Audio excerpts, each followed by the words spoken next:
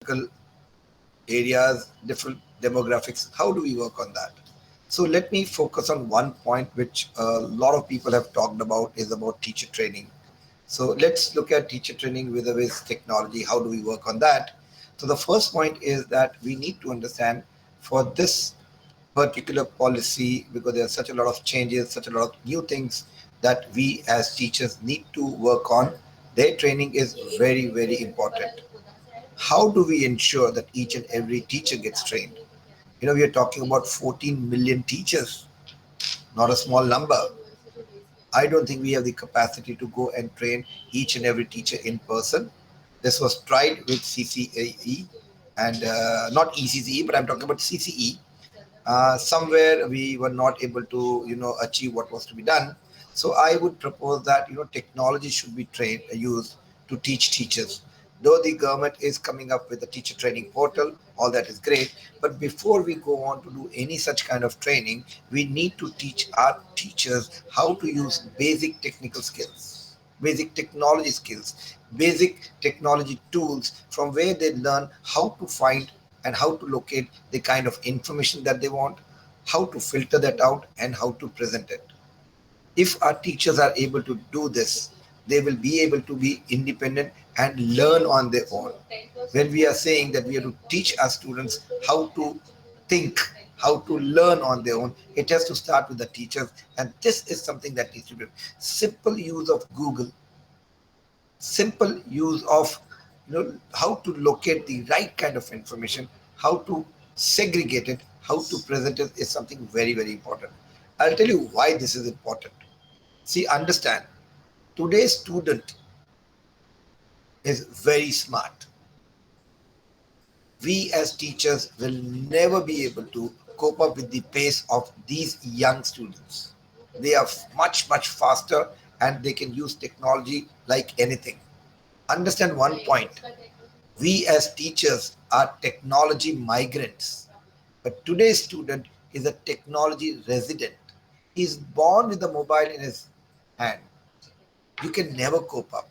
So what will happen is today's teacher has to stop being a sage on the stage, because no longer that will be possible. From being a sage on the stage, our teachers have to become facilitators, sit with students and learn together with them, mentor them, and facilitate learning. I'll give you a very, very simple example. Not expensive, nothing to be done. The use of flipped classroom is something that will change. Dr. Gopal, you did talk about project based learning, you did talk about experiential learning, you did talk about innovative teaching, you did talk about communication and skills development. All this can be done within just one simple thing. I come from the field of communication and all that, but I want to put up here. Say, if I were to come into the class today and talk about a topic or teach them about volcanoes, what I would normally do, go into the class, start delivering lectures, and keep downloading my stuff to the kids. So it's going to be a one way traffic when the students are going to listen. No guarantee whether they participate or they learn or they innovate or they experience nothing. But instead of this, if I say that tomorrow I'm going to take up a chapter on volcanoes and I want each one of the students to come up with 10 unique lines of on volcanoes, what will happen? As soon as the kids go home, they'll straight go sit on the computer, Google out, and look for 10 lines on volcanoes. Unfortunately, these kids will not find those 10 lines. They will find 10,000 lines. So, first, they will have, they learn the art of skimming and scanning. They will learn, they will read, they'll filter out and come up with their 10 points. Okay. The next day, each child is supposed to present. So when the next day comes in, the students get up and present what they have come up. So the first skill that they acquire is presentation skills. Okay. How to stand up and talk about something which they have tried to find, they have tried to do research on. Second, communication skills. The students will actually speak out. So their soft skills and communication skills are working on. Third is collaborating, because each child will come in with his or own lines. right? So they 10 lines, so they will collaborate and work in a peer group and come out with something which is something better. That is what they call research. So all these things can be done, and all this while, what is it that the teacher is doing? The teacher is facilitating this kind of an environment and working. So if we bring in this thing, our teachers will be able to deliver, and we will have happy students. Again, I think Vivek sir talked about happy students. We need to have happy students. Like Gopal sir said, we need to have happy teachers, we need to have happy students. And if a student loves doing what he's doing, he's not doing anything.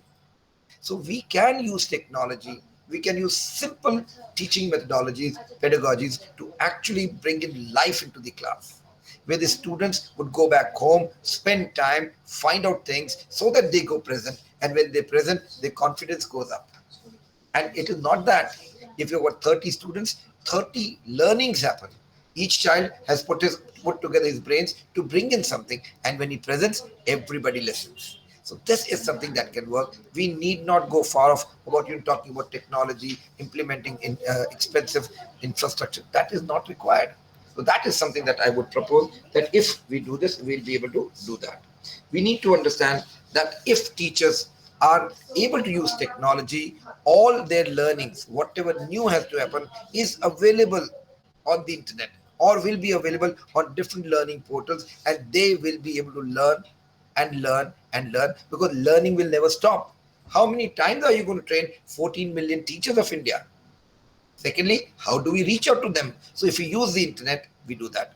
In fact, I would want to propose to the government that the way Indian Railways has a railtel, a network of their own, the education system should have an edutel, an education network which is free for all educationists.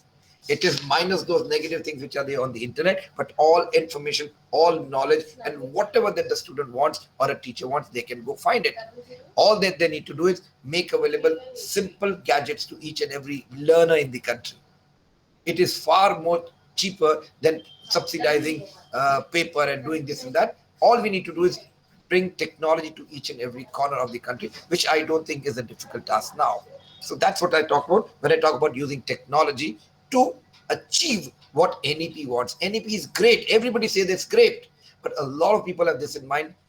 Will we be able to implement it? Yes, we can, provided we take support of technology. That's one thing. Coming on to my second part, I actually come from the language industry. We are a company which sets up language labs in schools and colleges, in IIMs, NITs, and things like that. And we're talking about language. So the first thing that NEP talks about is that during the early years, we should deliver teaching, and learning should happen in the local language, which is a welcome move. See, understand, before the small child comes to school, even a preschool, he already knows his local language. So, understanding concepts, core concepts like numeracy, like understanding EVS and all those things, that should be done in the local language. The students will understand and their concepts will become much more clearer. But remember one thing, it is not that they should be taught only one language or the local language. I think in CMM did talk about students learning up to 6 languages, but I know that up to by the age of 8, they can learn up to 5 languages. We are talking about just 3 languages. NEP 2020 talks about the 3 language concept, where one is the local language or the mother tongue. Second is a foreign language, which in our case is going to be English. Third is going to be classical language, which is Sanskrit. Why can't we have all these 3 languages right from the beginning? It is also said that if a child speaks 3 or more languages at a time, or three or more languages, their brain works better. Imagine one sentence, use all 3 languages and still make meaning out of it. That's beautiful, and students are capable of doing that. Gopal sir, you did talk about Sanskrit as a language. I would like to share with you that we are the first company in the world to have come up with a Sanskrit language lab. In fact, we have implemented this in 500 plus Kendriya Vidyalayas and a lot of universities.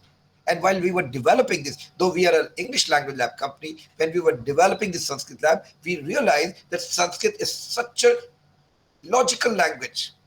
If students acquire Sanskrit, coding becomes very easy, because the entire language is logical. if there is a spelling of a word, why is the second letter or the third letter coming there? There's a reason and there's a formula to that. So that works excellent. Students should be given access to this thing. But one important thing, this does not mean that schools cannot teach in English. It is an advisory.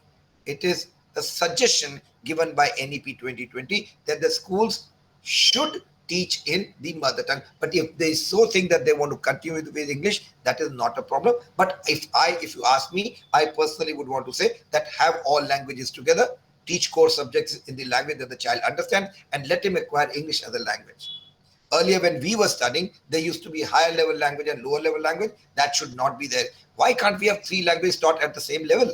So by the time a child comes to third, fourth, fifth standard, he or she will be good at all the three languages, and they have the capacity and the capabilities to do that. So again, I would come on to say, very good. What they are talking about is great, that these languages should be done. Now let's understand, why are we talking about all the three languages?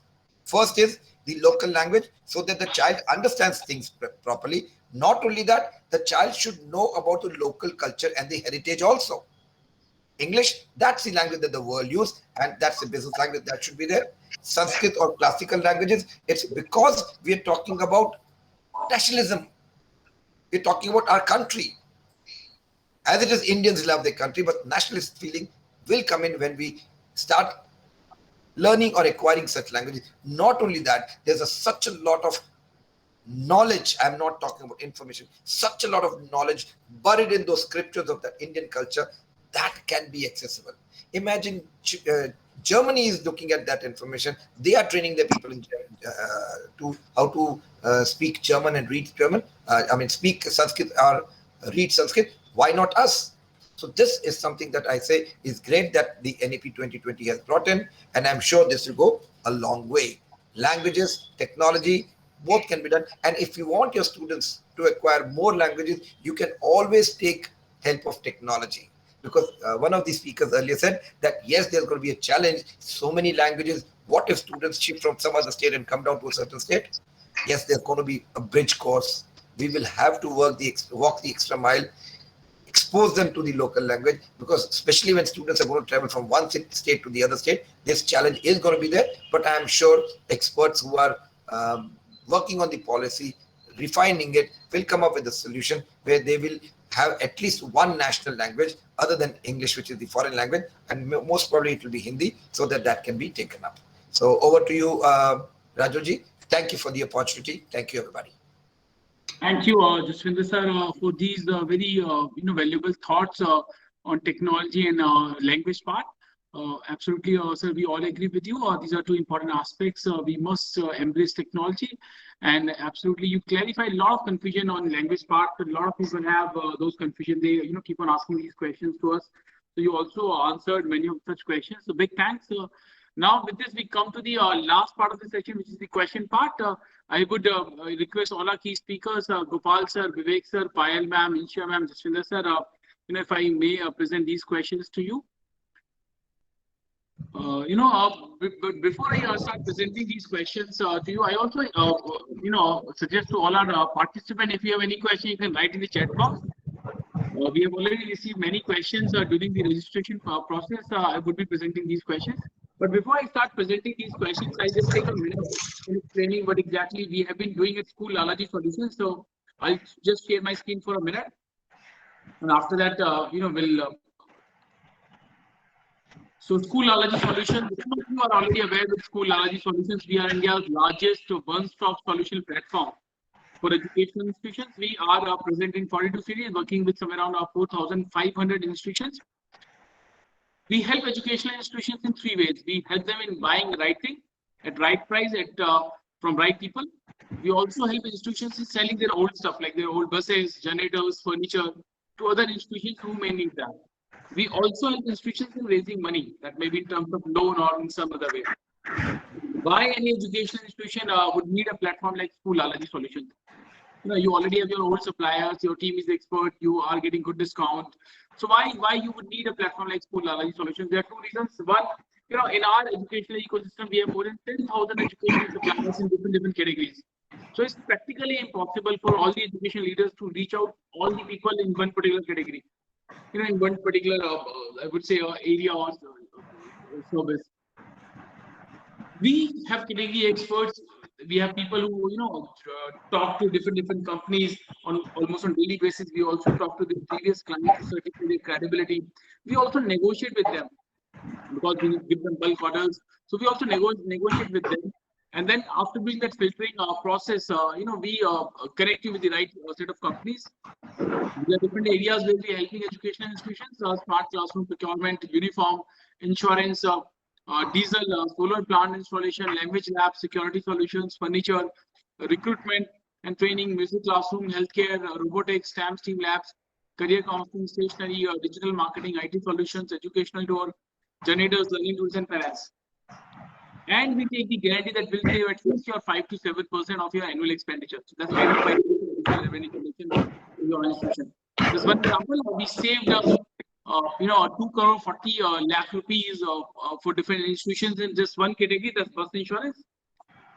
Some major highlights: we did 8 megawatt plus solar installation in different institutions. So we did 3,000 plus bus insurance, 400 plus smart classroom, 2,000 plus cameras, 350 plus training program we had organized for different institutions in 2019. 56 old buses we sold from one institution to other, and uniform in 42 schools. By the end of 2021, we aim to reach out to 10,000 institutions. We need your support, your guidance, your blessings. So with this, I end. I would request Gopal sir, if I may present the first question to you. Yes, sir. Sir, this has been asked by Ms. Hemlata. Hemlata ji is a teacher with the Holy Cross School Bilaspur. The question is about vocational training. In fact, a lot of people have asked this question to us. All I've said, like, this is a good proposition by NEP that vocational training must be focused upon. But is it going to be practical for those schools to arrange trainers or logistics for the vocational training? What do you find? What would be the challenges, sir? You see, if you look at our country today, we do not lack in terms of number of graduates or number of postgraduates and all these things, okay? If you really talk to the industry, they are saying we don't have people who are good, who have vocational training programs, yeah, who understand skill-based. Can we do something today? Go back to your own house. We do not have good plumbers. We do not have good, let me say, electricians. Something like ITI. And in fact, one of the schools with whom I'm working, they are now tying up with some ITI organizations, where they say when the child comes to the 11th standard, he goes spend some time out there, honing his skill, maybe in the carpentry work, maybe in the electrician workplace. So you don't have to bring everything to the school. You can outsource it and push it out there. There are people who are trained for doing all this. And I think this is something which is very important, very, very critical. And we must develop this. The country today, the world over, you go to the US, for example, the carpenter charges $250 per hour. More than a doctor. Yes. Yes, exactly, sir. And we don't have, you try calling a carpenter today, he's not available. You try calling an electrician, he's not available. You try calling an engineer, 3 will come, sir. Yes. Imagine that. And in fact, Narayan Murthy said very clearly, he said what we require is not just software engineers, but we require skill developers, those who are good in such skilling activities. I think that is going to be, even now Honorable President, Honorable Prime Minister Narendra Modi said the same thing. We need skill development. There are skilling schools which are available. Outsource it. Fix up a time. 2 days in a week. More than enough. Sir, what we need to that should act as a game changer for you. Sir, what we need to do is bring in dignity of labor. If that is brought in, this problem can be taken care of. Gopal, sir. So the whole point is dignity of labor.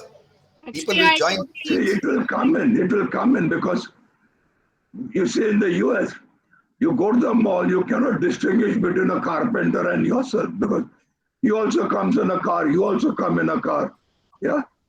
And as there are large numbers, so much in all this labor, dignity will come up. The Exactly. unemployment problem will get solved. Exactly, sir. Because Exactly.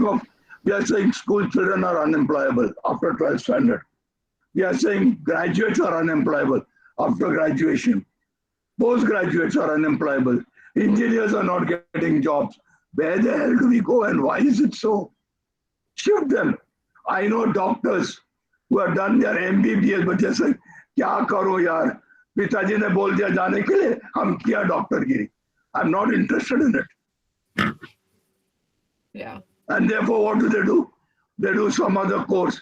I know people who are going to join in first year of engineering, second year of engineering, come out of IIT and join the Diva Patil School of Management. 2 years has IIT gone down the drain. Somebody has lost his seat because of you. And then you come here to our school to do an MBA program. Why? Because I want to be an entrepreneur. I want to do something like that. Or I want to manage something. So let's talk in terms of vocational guidance and give proper vocational guidance. And this is what even the Gurukul school says. I give you all the basic knowledge. Cooking, washing clothes, ironing, jo chahiye wo sab deta hu. Then you develop whatever you want and you take up the job of, let's say, a tailor. Become a fashionable tailor, a fashion designer. What's wrong? No, Right, it's absolutely. perfectly, absolutely correct. In fact, as you said, best practices in our school, we have cooking from standard 8 for all students. So they cook, and once in a month they make food for all the teachers, because we are a very Right. small boutique school.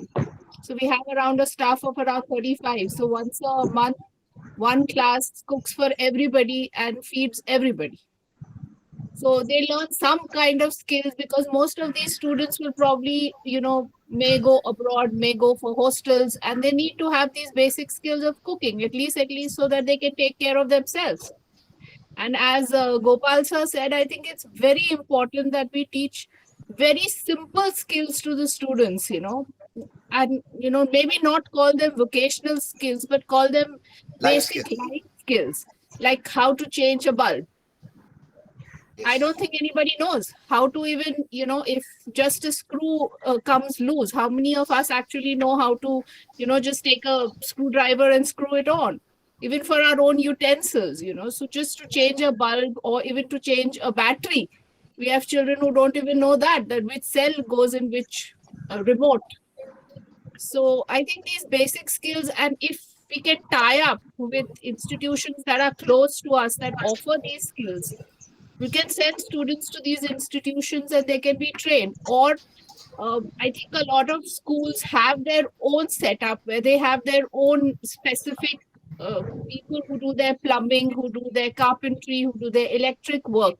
If those people can be worked into the schedule and taught and told to teach these children the very, very basic skills that you need around in a house.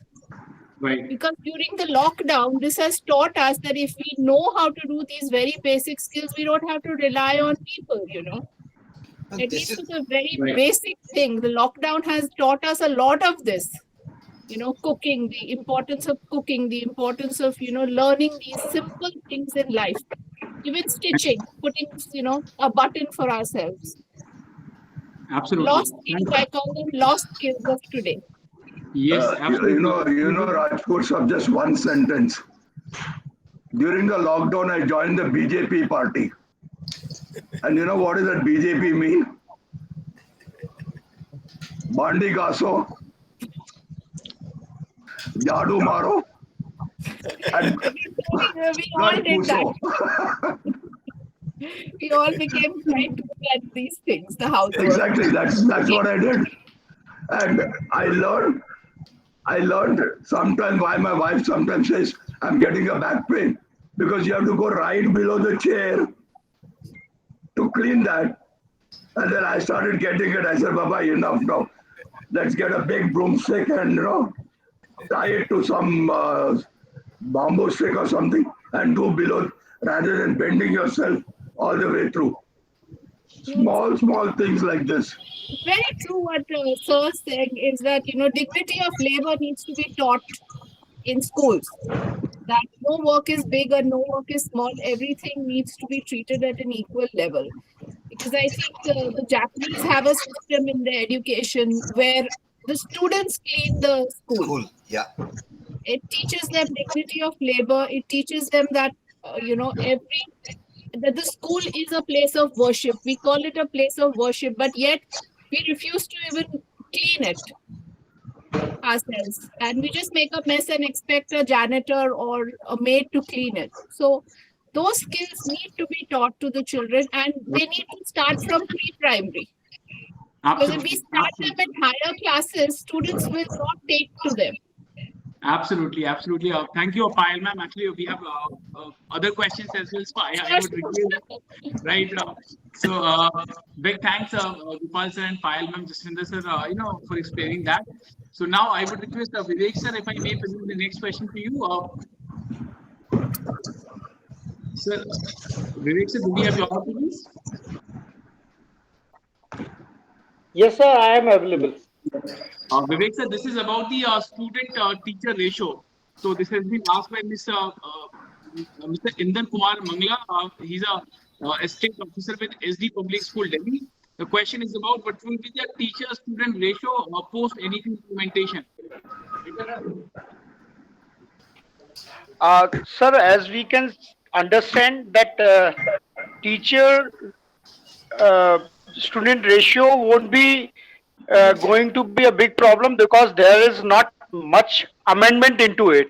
It is almost like previous, but the problem I assume that school is going to face, that now they have to hire few more instructors, because as NEP requires more of the soft skill teachers and instructor, like till 8th we have to hire some of the carpenters, electricians, gardeners who can instruct the students for these skills.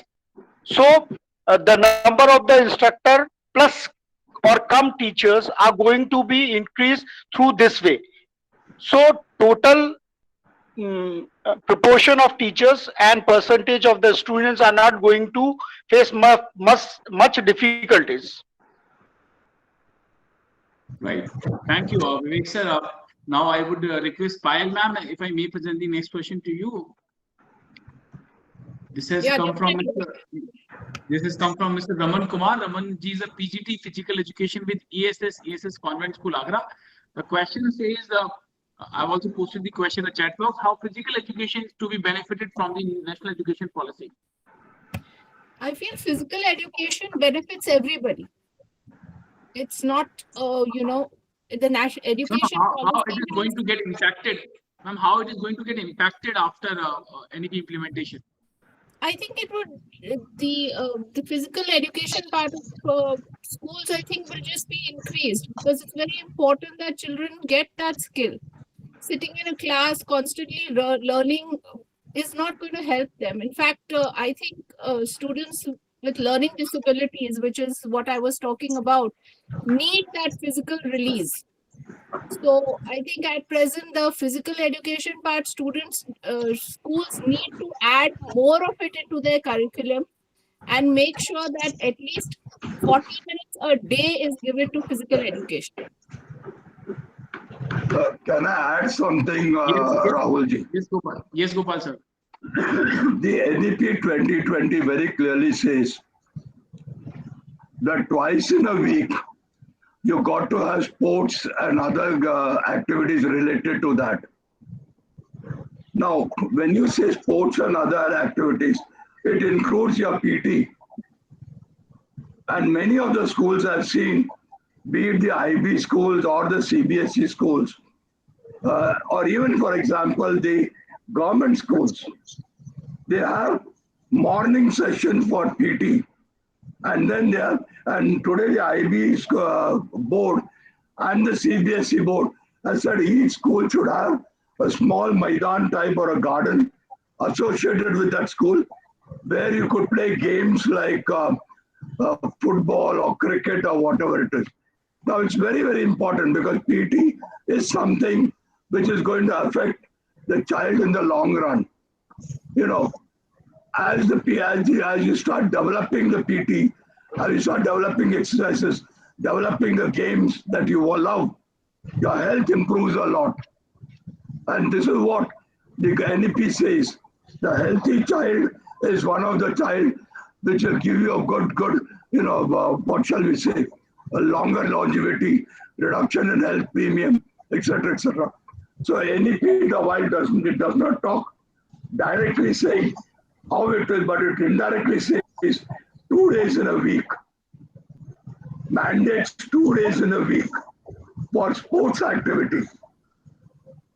And I presume PT is included in that sports activity. Thank you. Thank you, Gopal sir. Thank you, Payal ma'am. And now I would request Insia ma'am, if I may present the next question to you. This has come from Ms. Nisha Jain. Nisha ji is a TGT with ESS Convent School, Agra. The question says how to make self-assessment more effective. I'm sorry, can you repeat the question, please? Yeah, I've also posted the question in the chat box. She wants to know if we how she can make self-assessment more effective. If you want to share some technique. Absolutely. I think self-assessment is really, really important. Assessment is something for assessments to be holistic. They can't just be one-sided. So self-assessments can be done very beautifully through questionnaires that can be given through Google Forms, that can be given to the students to be filled. In this assessment and feedback loop, I think even parents should be included. So we can have assessment forms given to parents. The teachers can, of course, have their assessments, the cumulative assessments and tests that they do, ongoing assessments and observations that they have for the children throughout the year. But self-assessments can definitely be very easily and quickly implemented by just sending out Google Forms or any kind of, using technology, sending out forms for the children, which they can assess themselves, or even their peers. They can even assess the teachers for that matter. It's very important to have feedback from the learner about the educator that is teaching them as well. So I hope that answers the question. Absolutely. Thank you, Insia ji. I'll come back to you. Rahul, half a minute. Rahul, half a minute. Yes, sir. Yeah, only 30 seconds. NAC provides, National Assessment Center provides a beautiful self-assessment form. And this form, it says, I don't require only from the teachers or the peer teachers or the student, but I need a 360-degree self-assessment, a 360-degree assessment of the teacher. What does it include? It includes alumni of your school. It includes teachers. It includes people in the neighborhood. It includes parents. And it also includes children. And this is done through various methods like Google Forms, etc. And I think this is something which is very, very important. And the teacher helps himself or herself through that 50 hours of continuous professional learning. That is one of the biggest tools to improve your own assessment amongst all these guys. Yeah, thank you. Thank you, sir, for sharing that. Big thanks, Gopal sir. Big thanks, Insia ji. Now, I would request Jaswinder sir. Sir, if I may present the next question. As you belong to the world of languages, sir, a lot of people believe that this NEP is an attempt to dilute the importance of English as a language. So, what do you see? Like, how do you see English, let's say, 10 years from now or 15 years from now? English will not lose its importance, but Indian languages will gain more importance. It is simple as that. It is not that only this much part is there if the English takes it or the local languages take up.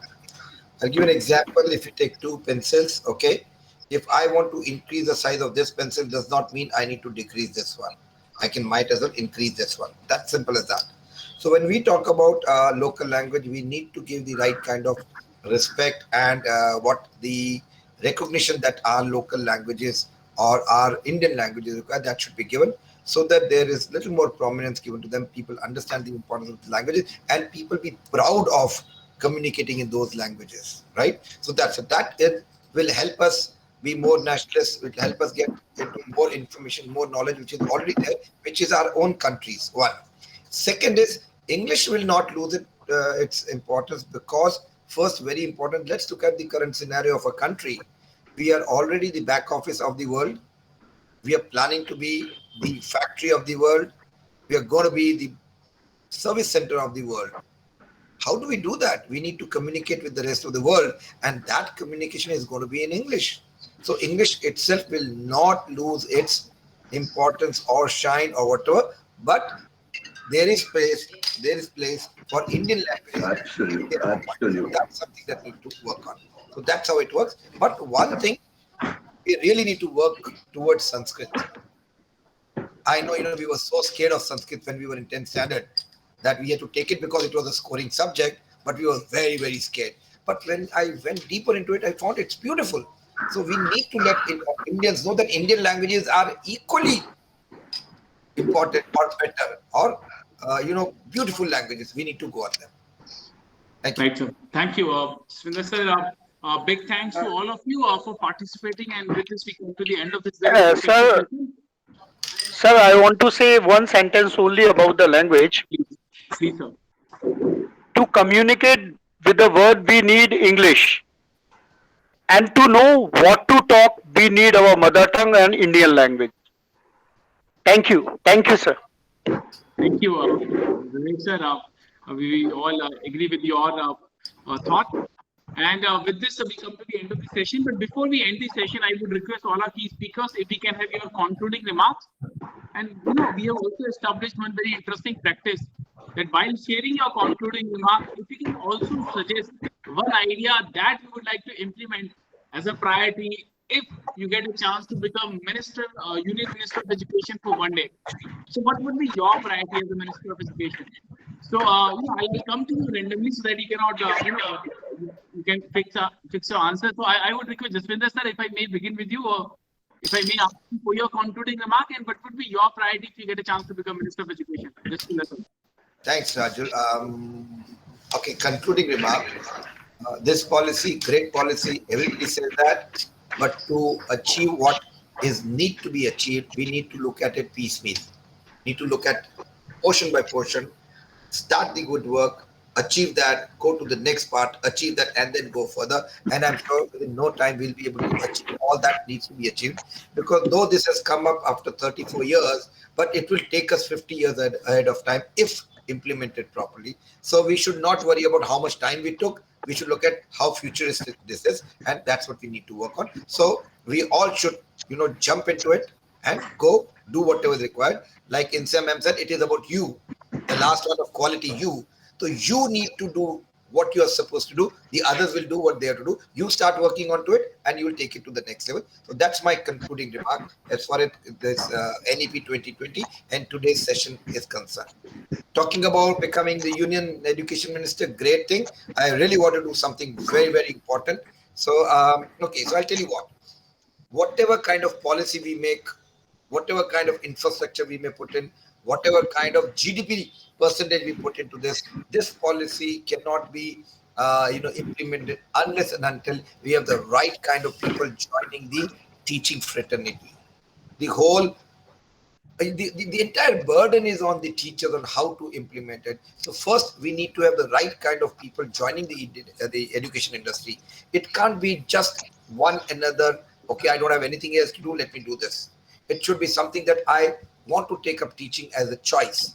That means, and that to some extent, the integrated 4-year B.Ed program will do it, because the person who is opting for this course or this degree knows right from the beginning this is what I'm going to do. So they work towards it. But to make this happen, more and more people join this, and people who are good at these things, we need to pay them well, and we need to get them the right kind of respect.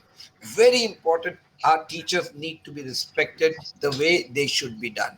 I would categorize teachers as the first-class citizens of the country. That is needed if you want to have the right kind of people joining into this. I'll give you an example.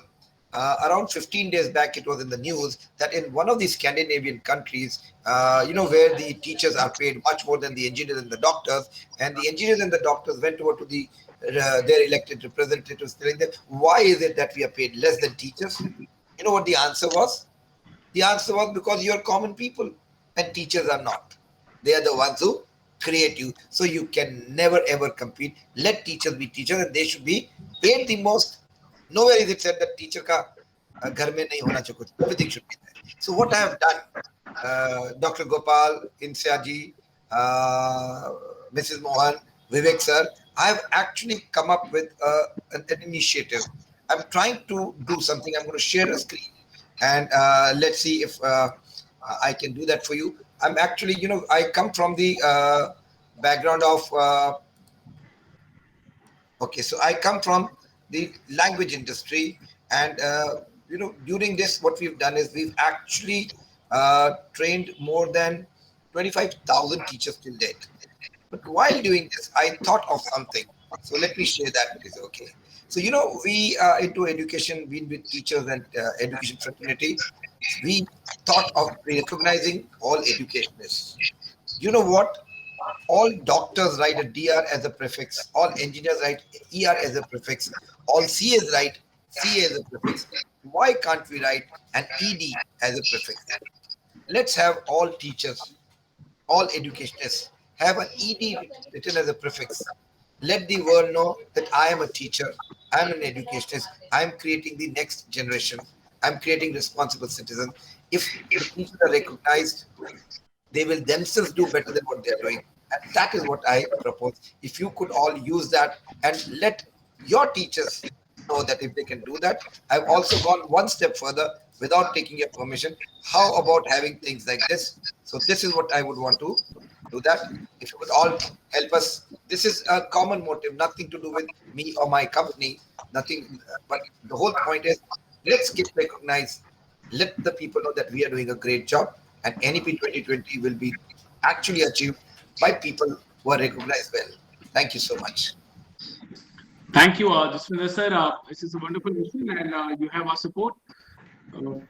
I see that Dr. Arundhati Hoskari ma'am has just joined us. Welcome, Hoskari ma'am. So, we are in the last part where our eminent speakers are sharing what they would do as a priority if they get a chance to become Minister of Education. So, I would now invite Insya ji, if I may present the same question to you, your concluding remark, and what would be your priority if you get a chance to become, youngest Minister of Education of our country? Thank you so much. And I think in conclusion, I'd just like to say all the speakers have really given wonderful insights, not really too much more to add, just that, like I had said earlier also, if each of us unselfishly work together and do our part, keeping the child at the center, then I'm sure this policy can definitely be realized the way it was ambitioned to be. If I became the minister for a day, youngest one, that too, it would be really exciting. I would definitely, as Jaswinder ji said, I would definitely like to focus on the teachers. I would want to make sure that we have a very good system in place for selecting educators who have the heart of an educator, who is passionate, who is nurturing, who really chooses this as a choice, who wants to do this just for the joy of being with children, who absolutely loves children, who has that kind of patience and nurturing attitude. And definitely I would like to work on a framework for teacher training, because that is my expertise and that is something that I'm I've worked almost a decade towards. So definitely I would like to work towards a framework for the teacher training, be it for early years, be it for the inclusive education, be it for specific learning difficulties. So that is something that I would like to work on and implement, use technology as an enabler to ensure that the best possible teacher training reaches far and wide to even the last possible teacher, and not just teacher, but even parents, because until the parents are also equally educated about what the NEP is about and how it's going to transform the education for their children, it won't be as effective. like we already discussed that, the teachers and parents have to work, the entire community has to work in partnership. So I would want to work towards, training for teachers as well as parents. Thank you. Thank you. Thank you so much. Thank you. It's been a wonderful exchange and interaction. I thank all the panelists and especially to you for the invite, Rajulji. It was a really wonderful Saturday morning, well spent. So thank you really for having me with all the esteemed guests. Thank you, Ilsaji, for your participation and thought. And now I would request Vivek sir, Vivekji, sir, if we can have your concluding remark, and what would be your priority if you get a chance to become Minister of Education? Thank you, sir, for giving me the opportunity. One thing I would dream of doing for the educational world, if I can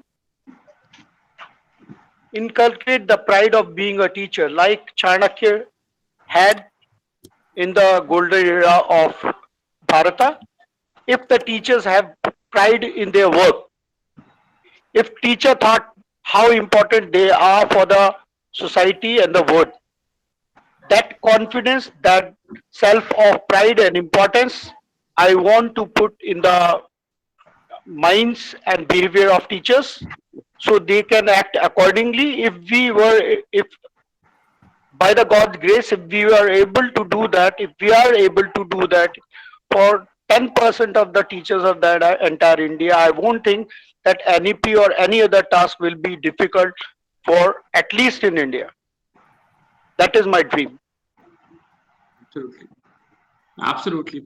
Big thanks, Vivek sir, for that. Now I would invite Payal ma'am before I go to Gopal sir. Payal ma'am, if I may request you for your concluding remark, and what would be your priority if you get a chance to become Minister of Education? I'd like to just say thank you so much, Raju sir, for inviting me to the lovely session. Great to interact with such wonderful people and learned a lot. Got great ideas, which we will definitely work to implement into our school. If I was Minister of Education, I mean, what I want actually is, pretty ambitious. I'd actually like to, get education away from the concurrent list and become part of the union list. Because I feel that, because education is a state subject, there are a lot of contradicting views. Every state thinks depending on their state. But education is such an important field and so very necessary for the future of India that I really think that as important as defense is for the country, so is education. So it really honestly needs to be in the union list so that the government can decide for everyone. Of course, taking into consideration, talking with the ministers, talking with the chief ministers, but the final decision needs to be of the union government so that things can move at a much faster pace rather than the years that it has taken in discussions.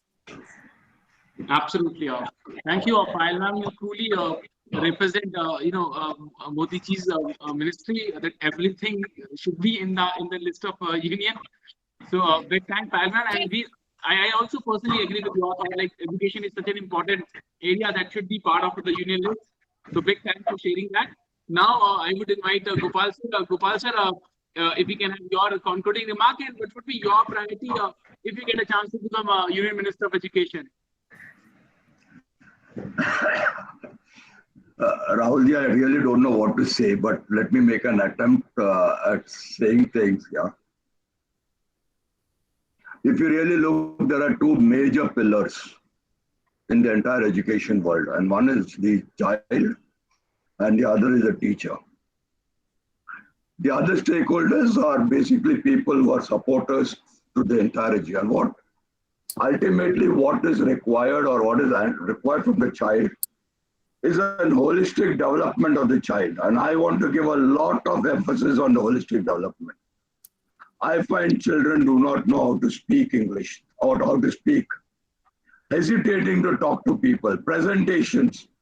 These are all things which are absolutely lacking. I mean, they just shut up. The minute somebody says, no, you're wrong, they just shut up. And therefore, what do they become ultimately?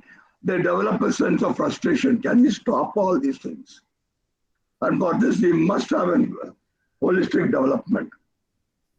Not everyone can ever get a job. Not everyone. There are about 6 lakh MSMEs in this world.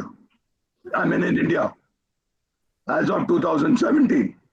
And they are providing employment to almost about 12 lakh crore, I'm 6 lakh crore, 12 lakh crore jobs. But there are 130 billion people or 1.3 billion people in this country. Where are the jobs? Yeah, MNCs do not provide jobs, and therefore, what is required is skill development. And for me, that is the second most important priority. Skill development. Third, ethics and moral. Look at the crime rate against women, which is increasing. And why is it so? Because right from childhood, the woman is confined to the house. Of course, Inshiat and Payal and all these people will not agree with me, but you at urban do not form a major part. India lives in its villages. And if you go to the villages, women is still considered. Do you know something, Rahul? I'm telling you this. Why did Narendra Modi win in 2019? He won because of the women vote. And why did they vote? They said, at least now I have a Shauchalya with me. I don't have to go to the fields. And because of that, I could cover myself. And, today you look at states where the women are being, what shall I say? Somebody gave me a statistics. Rape take place every once in some 12 minutes or 15 minutes, something like this in there. Don't catch me on the numbers. What it means is the rape. Why is it happening? Because moral science, ethics are not there.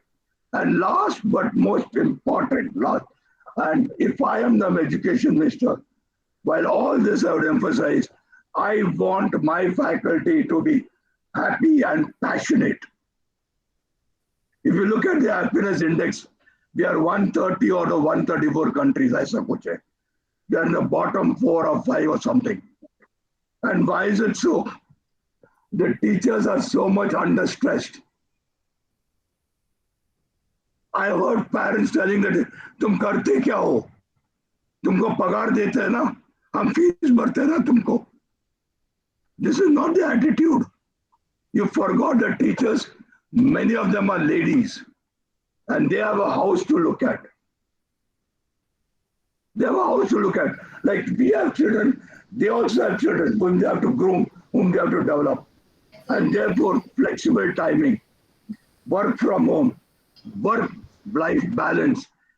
At least these 3 things, if we can implement, I think we have a happy faculty, we have a passionate faculty, and then I don't require NEP 2025 or NEP 2030. By NEP 2020 itself will make India a Nalanda University of the world. I'm quite sure about it. Thank you, Ji. Thank you very much for inviting me. And God bless all of you all. God bless all of you. Thank you. Thank you. Thank you, Gopal sir. You spoke straight from your heart.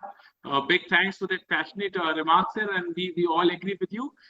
Big thanks once again to all the key participants, Gopal sir, Vivek sir, Payal ma'am, Insa ma'am, Jacinda sir, and we have also been joined by Arundhati ma'am, and Principal Delhi Public School also joined us during the session. So big thanks to all of you for joining and making this 144th session really special. Thank you. Big thanks. So we'll end the session. Thank you. Thank you. Thank you to all the panelists who are here, because a lot of learnings, a lot of things have been learned, a lot of things have been said. Thank you to my all the request is we should implement all of this. Thank you. God bless all of you all. Always a pleasure. Sir है ही नहीं कुछ, आप इस ऐसा मत डालो, मैं आपको वो Thank you. Sorry, I joined in late. I was busy with something else. I missed. Thank you for joining, Aditi ma'am. Big thanks. Please share the recording. Sure. Arundhati, good afternoon to you, Dr. Gopal here. Yeah, good afternoon, Dr. Gopal. How are you? I am fine. Namaskar.